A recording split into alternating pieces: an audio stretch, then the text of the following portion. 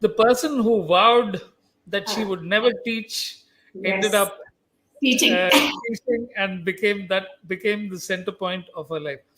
So, what was it like in the initial years in Sarosh when you took over? You must have been one of the youngest principals ever. Yes, don't ask about that. In fact, I'll tell you what had happened.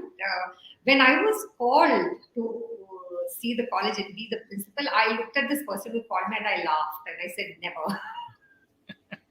I said, I kept quiet about it. I was barely about 27.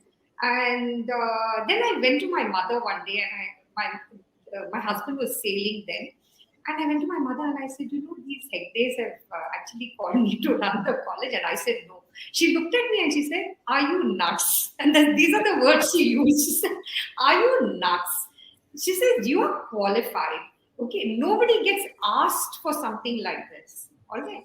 And they're the best people to work with. Why do you not just take it up? So when she told me that, I said, okay, let me think about it. And I went for the interview. I still remember. I told you they were all looking at me. I had half a mind to tell them, I'm just come here in place of my mother. Also, had parents who come and asked, where's the principal? I said, no, she's just gone out.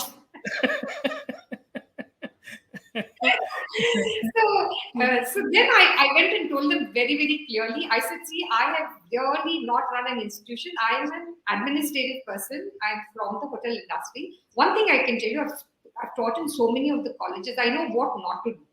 I may not know what to do, but I certainly know what I should not be doing. And another thing I told them, I said, see, I'm going to make a lot of mistakes when I'm going to be there.